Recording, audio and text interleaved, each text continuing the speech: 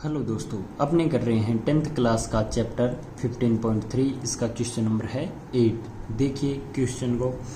दी गई आकृति में ए बी व्यास है, ए सी भुजा 6 सेमी है, बी सी भुजा 8 सेमी है, तो छायांकित भाग का क्षेत्रफल ज्ञात करो। छायांकित भाग का क्षेत्रफल ज्ञात करना है दोस्तों। देखिए यहाँ पे दिया है लंबवत का एंगल दिया है अपने को, तो यानी ये बन रहा है त्रिभुज, कौन सा? समकोण त्रिभुज। और वैसे भी अगर ये व्यास है तो यहाँ पे कोई भी त्रिभुज बनेगा तो ये प्रमेय होती है, यहाँ एंगल कितना होता है? 90 डिग्री होता है। देखिए दोस्तों, अपने क्या काम करते हैं, अगर ये व्यास है तो अपने लिख देता हूँ मैं ए बी बराबर व्यास, और यहाँ ओ कर लिया तो ओ ए या ओ बी बराबर त्रिज्या लिख देता हूँ। ठीक है। अब देखिए ये समकोण त्रिभुज बन रहा है ए बी सी, यानी समकोण त्रिभुज ए बी सी में। तो देखिए ये सबसे बड़ी भुजा होगी कर्ण, क्योंकि ये कोण है 90 डिग्री, इसके सामने की भुजा कर्ण होती है, ये आधार और लंब है। तो अपने पाइथागोरस प्रमेय लगाता हूँ। पाइथागोरस प्रमेय से, ठीक है, क्या होती है पाइथागोरस प्रमेय? कर्ण स्क्वायर बराबर आधार स्क्वायर प्लस लंब स्क्वायर। ठीक है दोस्तों। अब देखिए अपने पास क्या है, एक भुजा कोई भी एक अपने आधार मान लेते हैं और एक लंब मान लेते हैं, तो अपने पास ए बी व्यास है वो आ जाएगा, जो क्या है? कर्ण है। अब देखिए दोस्तों, कर्ण स्क्वायर, मैं कर्ण को ए बी लिख देता हूँ, ए बी का वर्ग बराबर आधार 6 ले लेता हूँ, 6 का वर्ग प्लस लंब लेता हूँ 8, तो उसका वर्ग। अब इसको आगे हल करते हैं। ए बी का वर्ग बराबर 6 का वर्ग 36 और 8 का वर्ग 64। अब देखिए ए बी का वर्ग बराबर, इनको जोड़ते हैं तो कितना होगा? 100। अब देखिए ए बी ज्ञात करूँगा तो ये स्क्वायर हट के क्या लग जाएगा? वर्गमूल। तो 100 का कितना होता है वर्गमूल? 10, और ये आ रहा है सेमी में, तो ये आ गया ए बी 10 सेमी। देखिए दोस्तों, ए बी है अपने पास व्यास, तो त्रिज्या कितनी होगी? अपने जानते हैं व्यास बराबर क्या होता है? 2r, यानी त्रिज्या का 2 गुना। तो व्यास है 10 सेमी बराबर 2r, तो यहाँ से अपने त्रिज्या की गणना कर ली। r बराबर कितना आ गया? 5 सेमी। ठीक है। और r है क्या? ओ ए कह दीजिए या ओ बी, ये दोनों ही क्या है? r है। आ गई बात समझ? अब देखिए, अब अपने को कहा है छायांकित भाग का क्षेत्रफल ज्ञात करो। तो सबसे पहले अपने वर्त का क्षेत्रफल ज्ञात करता हूँ। देखिए कि सबसे पहले अपने वर्त का क्षेत्रफल ज्ञात करता हूँ, उसके अंदर से ये त्रिभुज का क्षेत्रफल ज्ञात करके और इसको माइनस कर दूंगा तो अपने छायांकित भाग का क्षेत्रफल आ जाएगा। तो सबसे पहले वृत्त का क्षेत्रफल, वृत्त का क्षेत्रफल, तो वर्त के क्षेत्रफल का फॉर्मूला होता है पाई आर स्क्वायर, जहाँ पाई है 22/7 या 3.14 भी आप रख सकते हो। तो 22/7 गुणा 5 गुणा 5, तो कितना आया?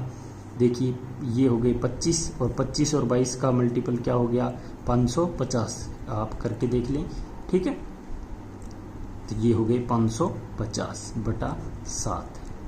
आंसर आया, ये 7 बार कट गया, 6 0, और ये 8 पॉइंट, ये 4 और ये 5 आ गया वर्ग सेमी।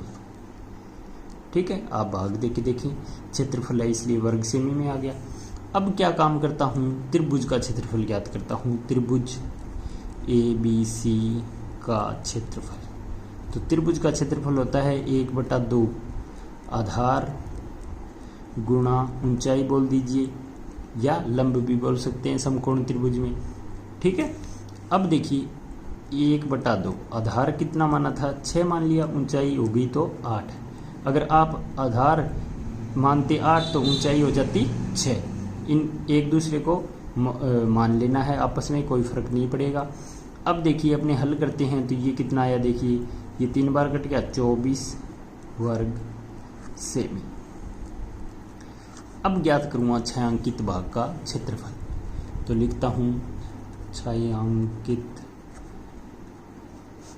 भाग का क्षेत्रफल बराबर कितना आया, वर्त का क्षेत्रफल माइनस त्रिभुज का क्षेत्रफल। इतना कर सकते हैं अपने। अब देखिए कितना है वर्त का क्षेत्रफल, 78.5 वर्ग सेमी माइनस 24 वर्ग सेमी। तो देखिए कितना आया, अपने माइनस करते हैं तो आ गया 5 और ये 4 और ये आ गया 5, 54.5 वर्ग सेमी आ गया छायांकित भाग का क्षेत्रफल। ठीक है दोस्तों, थोड़ी सी लंबी कैलकुलेशन है और आसान क्वेश्चन है। कॉन्सेप्ट समझना है कि कैसे अपने ये त्रिभुज दे दिया था तो इसको समकोण त्रिभुज देखा है, अपने सोल्व किया है, फिर समकोण त्रिभुज से इसका कर्ण फाइंड किया है और इसका क्षेत्रफल फाइंड किया है, फिर टोटल वर्त का क्षेत्रफल फाइंड करके और त्रिभुज ABC का क्षेत्रफल अपने माइनस किया है, तो छायांकित भाग का क्षेत्रफल आ गया अपने पास। ऐसे आप अपनी नोटबुक में करके देखें, आप बार बार करोगे तो आपको अभ्यास हो जाएगा, क्वेश्चन आसान लगने लगेंगे। और कोई भी क्वेश्चन अगर दोस्तों आपको नहीं आए तो आप मेरे से कमेंट बॉक्स में पूछ सकते हैं। अपने कर रहे हैं 10th क्लास का चैप्टर 15.3 जिसका क्वेश्चन नंबर है 9। दी गई आकृति में छायांकित डिजाइन का क्षेत्रफल ज्ञात करना है, जहां ABCD भुजा 10 सेमी का क्या है, वर्ग है। इस वर्ग की प्रत्येक भुजा को व्यास मानकर अर्धवर्त खींचे गए हैं, तो इस छायांकित डिजाइन का क्षेत्रफल अपने को ज्ञात करना है। देखिए दोस्तों ABCD क्या दिया है, वर्ग है। ठीक है, ये वर्ग है। वर्ग की विशेषता होती है चारों भुजाएं क्या होती है, बराबर। तो ये सारी 10-10 सेमी की भुजाएं हैं। ठीक है दोस्तों, अब देखिए, अब आप थोड़ा सा कॉन्सेप्ट समझे कि इस C व D भुजा को व्यास मान के मैं कोई अर्धवर्त खींचूंगा तो वो ऐसे आएगा, जहां मेरा पेन चल रहा है इतना आएगा।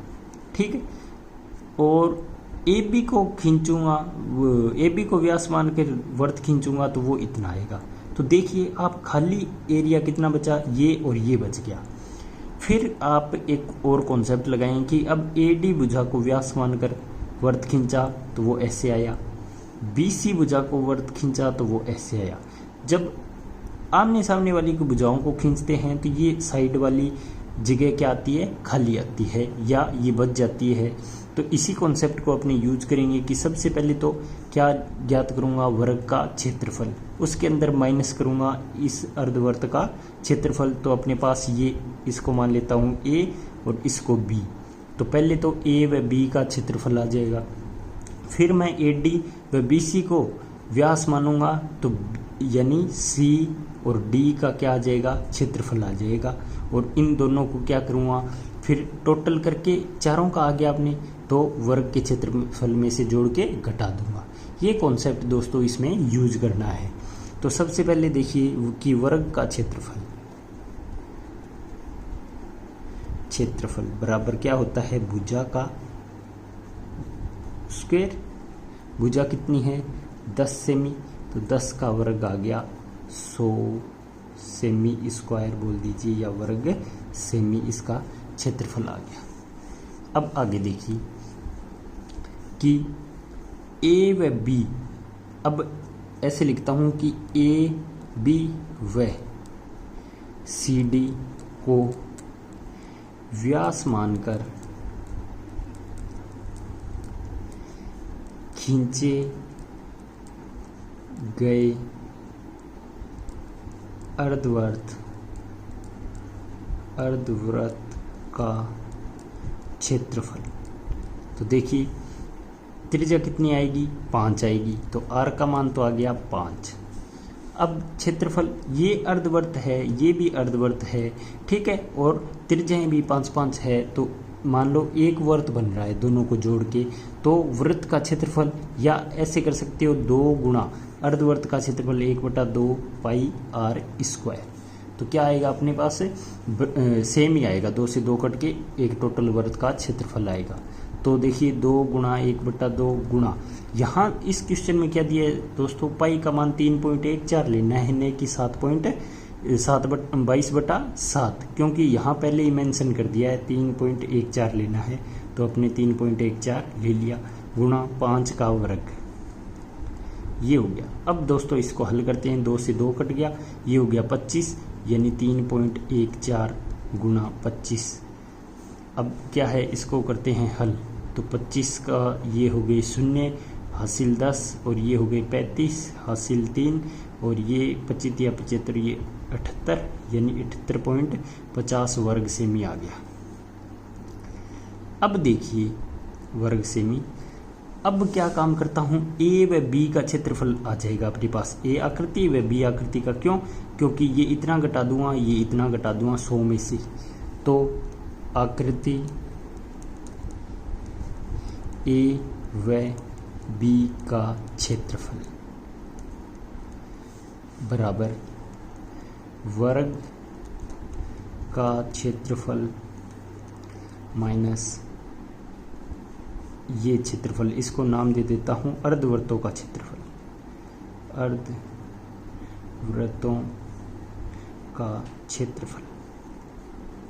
ठीक है, तो इनका क्षेत्रफल तो वो अपने देखिए 78 ये वर्ग का क्षेत्रफल है 100 माइनस 78.50 कीजिए, माइनस कितना आया 0, ये 5 1, यहाँ लास्ट में बच गया 9, और ये आ गया 2, यानी 21.50 वर्ग सेमी। ये आ गया क्षेत्रफल आकृति ए व बी का क्षेत्रफल, आकृति।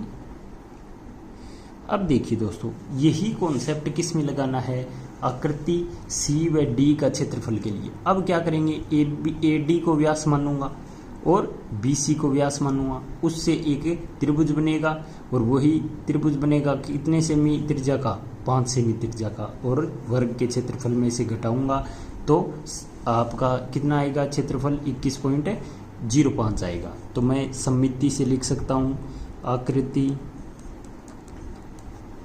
सी व डी का क्षेत्रफल बराबर कितना आएगा, 21.50 वर्ग सेमी।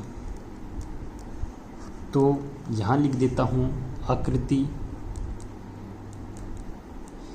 ए plus B plus C plus D का क्षेत्रफल, तो चारों का क्षेत्रफल कितना आ गया, 21 दूनी 42, और ये आ गया 43 वर्ग सेमी।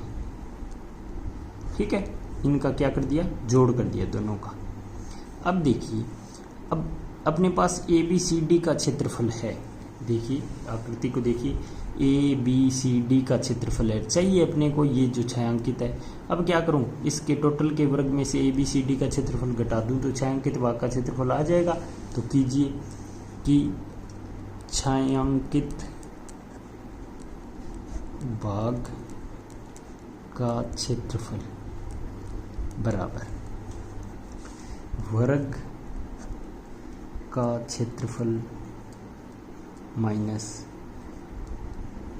ए plus B plus C plus D का क्षेत्रफल।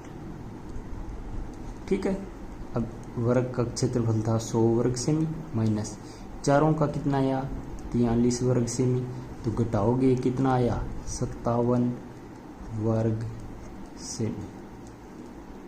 ये आ गया अपना आंसर छायांकित भाग का।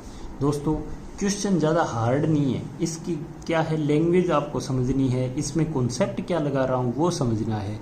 अगर वो समझ गए, वो पकड़ गए आप, तो आपका क्वेश्चन बिल्कुल आसान लगेगा आपको। इस क्वेश्चन में ज़्यादा कुछ है नहीं, थोड़ी सी कैलकुलेशन है। ठीक है, आप इसको एक बार वीडियो देखने के बाद नोटबुक में करके देखें, इससे आपका क्वेश्चन कंठस्थ हो जाएगा। दोबारा करोगे तो आपके माइंड में बैठ जाएगा। थैंक यू दोस्तों।